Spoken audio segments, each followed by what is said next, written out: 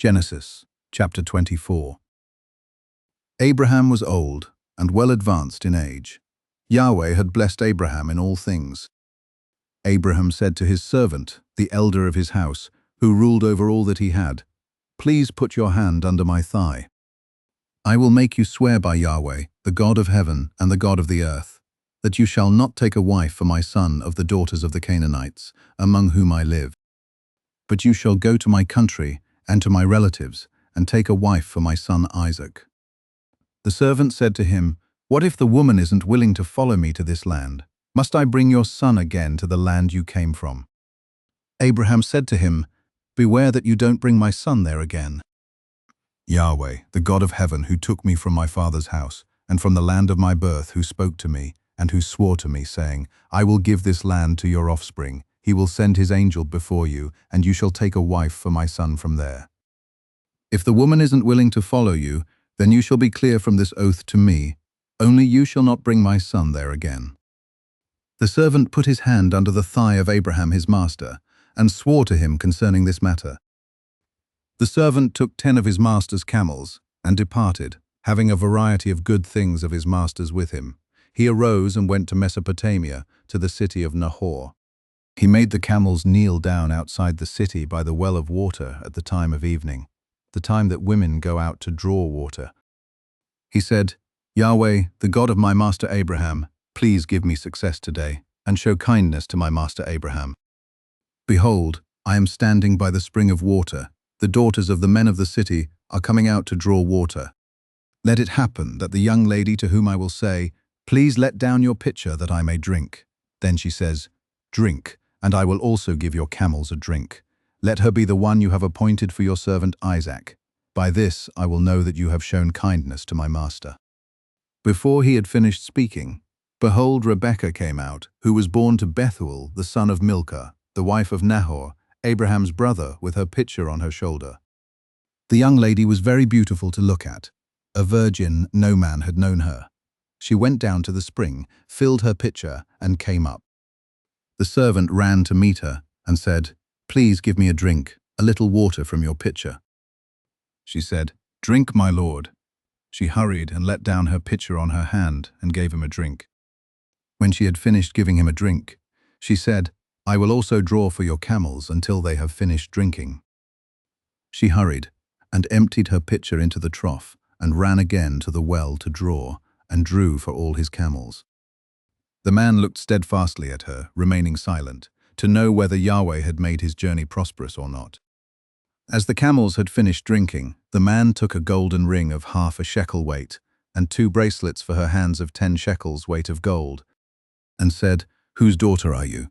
Please tell me, is there room in your father's house for us to stay?" She said to him, "I am the daughter of Bethuel, the son of Milcah, whom she bore to Nahor."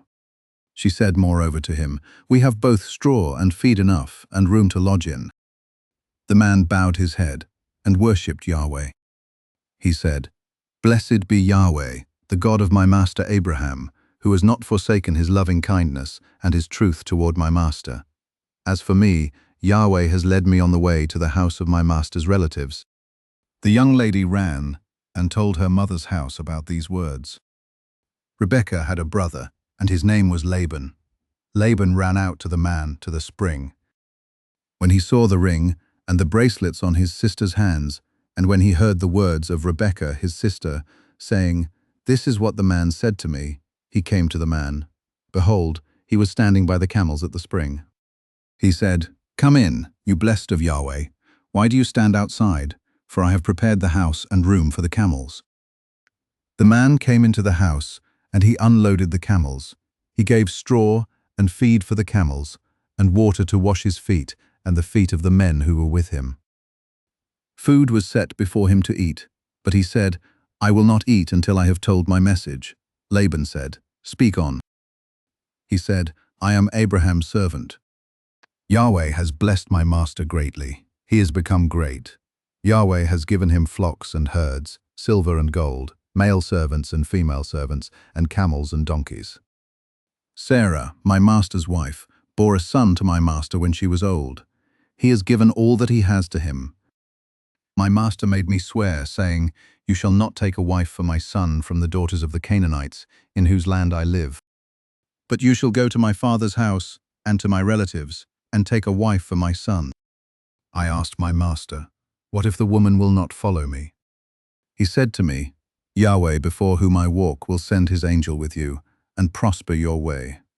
You shall take a wife for my son from my relatives, and of my father's house. Then you will be clear from my oath when you come to my relatives. If they don't give her to you, you shall be clear from my oath. I came today to the spring and said, Yahweh, the God of my master Abraham, if now you do prosper my way which I go, behold, I am standing by this spring of water. Let it happen, that the maiden who comes out to draw, to whom I will say, please give me a little water from your pitcher to drink. Then she tells me, drink, and I will also draw for your camels. Let her be the woman whom Yahweh has appointed for my master's son. Before I had finished speaking in my heart, behold, Rebekah came out with her pitcher on her shoulder. She went down to the spring and drew. I said to her, please let me drink. She hurried and let down her pitcher from her shoulder and said, drink, and I will also give your camels a drink. So I drank, and she also gave the camels a drink. I asked her and said, whose daughter are you? She said, the daughter of Bethuel, Nahor's son, whom Milcah bore to him. I put the ring on her nose and the bracelets on her hands. I bowed my head and worshipped Yahweh and blessed Yahweh, the God of my master Abraham, who had led me in the right way to take my master's brother's daughter for his son. Now if you will deal kindly and truly with my master, tell me. If not, tell me that I may turn to the right hand or to the left. Then Laban and Bethuel answered, the thing proceeds from Yahweh.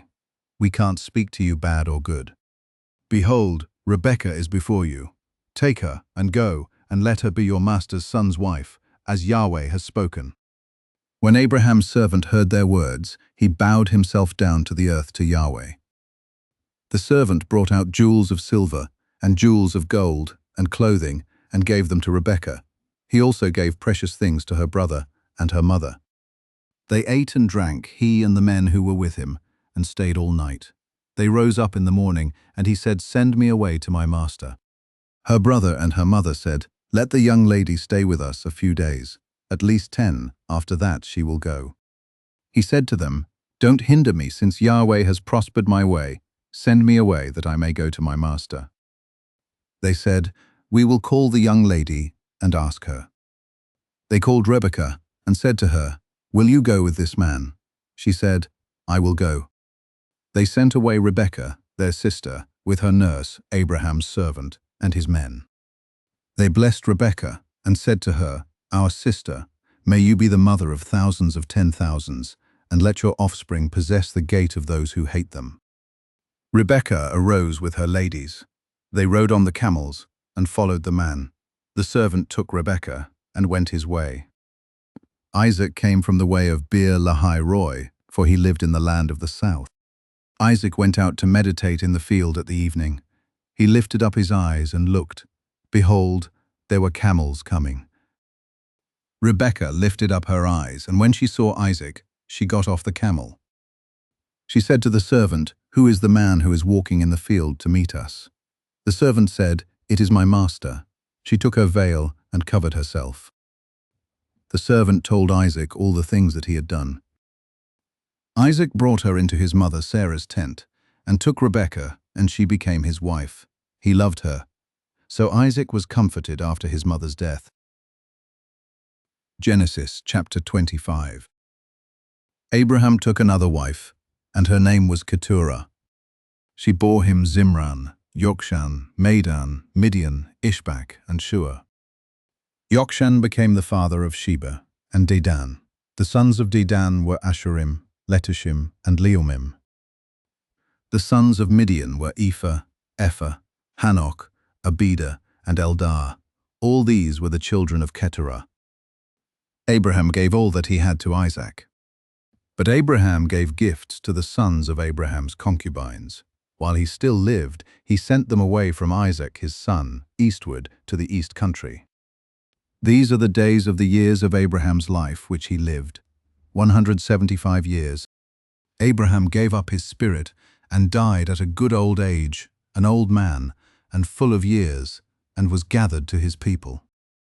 Isaac and Ishmael, his sons, buried him in the cave of Machpelah, in the field of Ephron, the son of Zohar the Hittite, which is near Mamre, the field which Abraham purchased from the children of Heth. Abraham was buried there with Sarah, his wife. After the death of Abraham, God blessed Isaac, his son. Isaac lived by Beer Lahai Roi. Now this is the history of the generations of Ishmael, Abraham's son, whom Hagar the Egyptian, Sarah's servant, bore to Abraham. These are the names of the sons of Ishmael, by their names, according to the order of their birth. The firstborn of Ishmael, Nebaioth, then Kedar, Adbeel, Mibsam, Mishma, Duma, Massa, Hadad, Tema, Jetur, Naphish, and Kedemah.